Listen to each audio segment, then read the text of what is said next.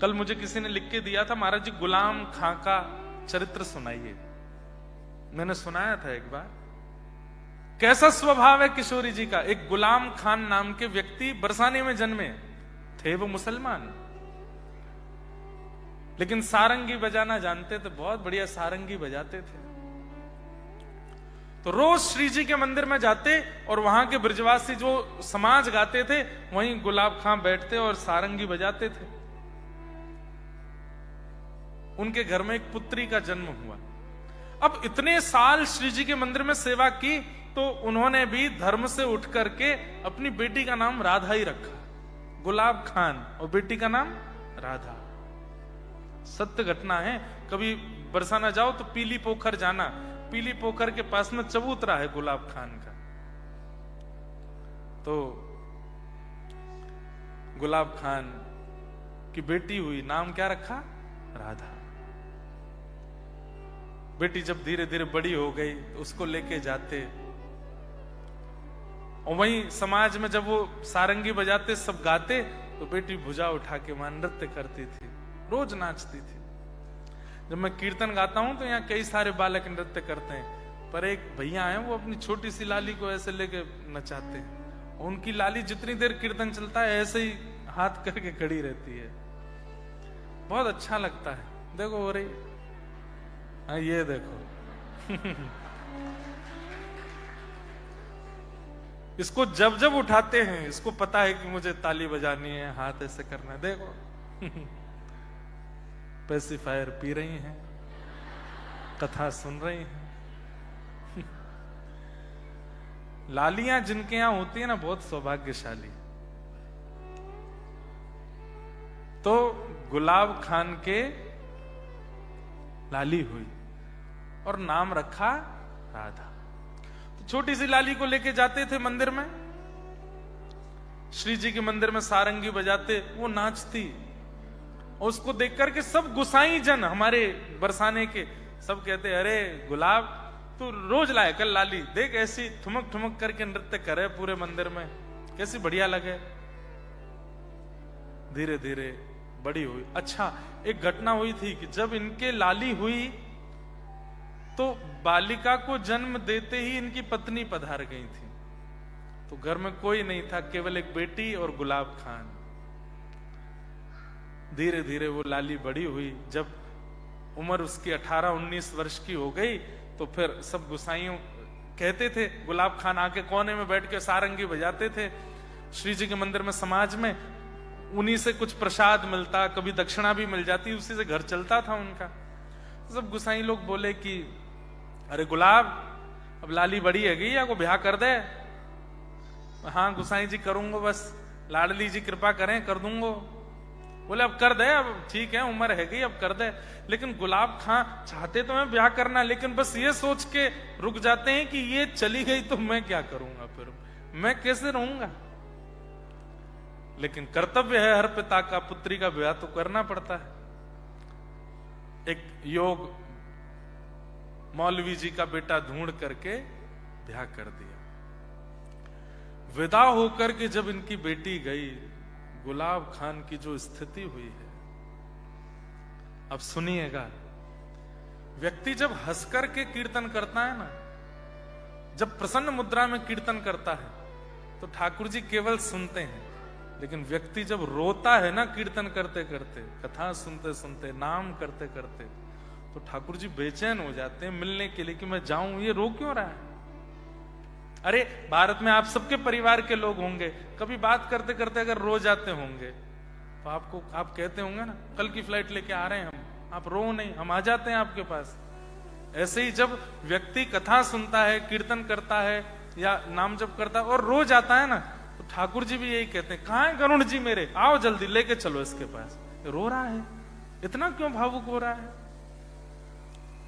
तो गुलाब खान आज तक तो राधा राधा बोलते थे बेटी के नाम से, थे वो नमाजी, अपना नमाज आदि सब करते थे, लेकिन बेटी का नाम राधा है तो कभी राधा जल ले आओ, राधा भोजन ले आओ, राधा चलो चल रहे हैं मंदिर चलेंगे, ऐसे ऐसे बोलते थे। लेकिन अब तो राधा चली गई, अब रोते हैं उसकी याद में।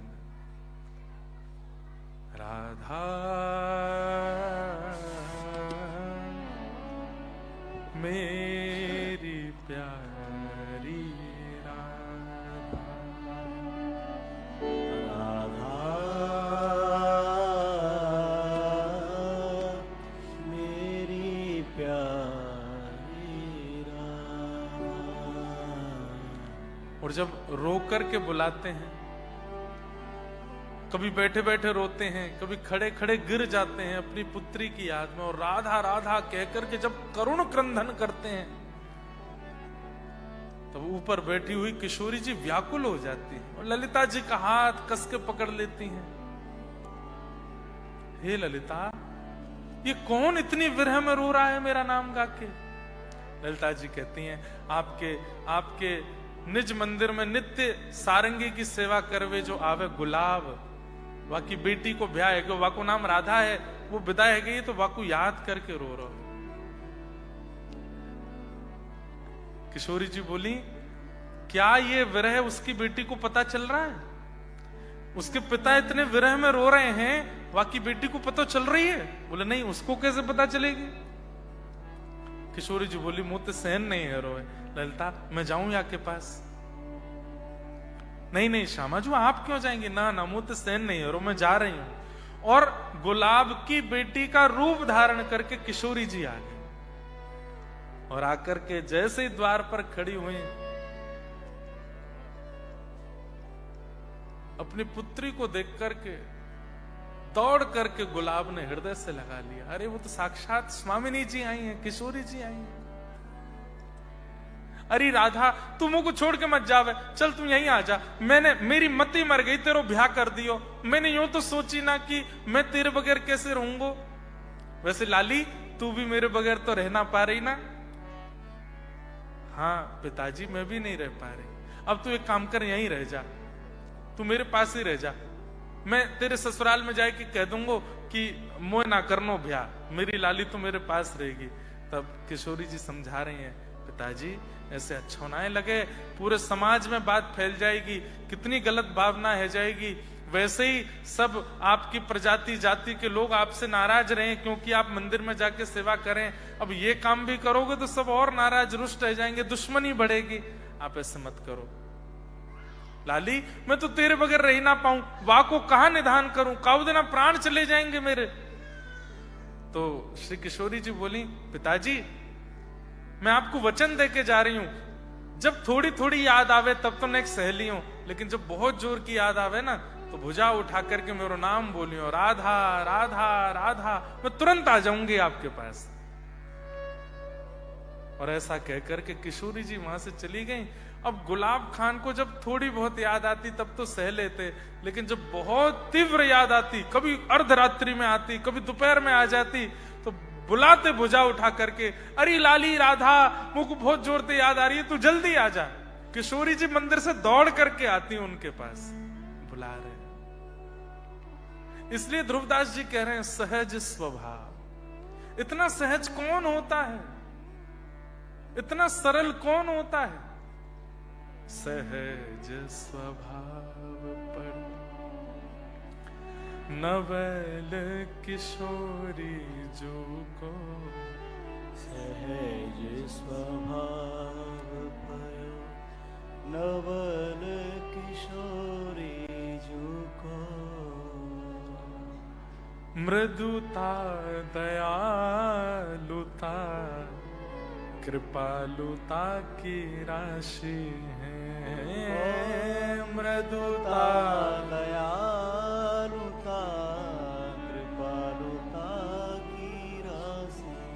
एक दिन ललिता विशाखा जी बोली, हे श्यामा जी, ये रोज बुलावे आपको, आप रोज चली जामे यहाँ के पास। किशोरी जी बोली, मुंह को तो सुख मिले जावे में, मुंह को कष्ट ना होवे। हे श्यामाजू, हमको तो पीड़ा हुए, आप बीच में चली जामे और यहाँ रास की भूमिका रहवे, कभी निकुंज में बैठे हैं, कभी कुंज में, श्री श्याम सुंदर आए हो में, और तभी ये गुलाब बुलावे, आप दौड़ के चली जामे। अब यहाँ को निधान करो, ऐसे रोज रोज नहीं जाओगी। तब किशोरी जी बोली, ठीक है। आज जब गुलाब ने बुलाया तो किशोरी जी गई और जाकर के बोली, पिताजी बहुत दिन है गए, आपने सारंगी नाए बजाई न एक बजा।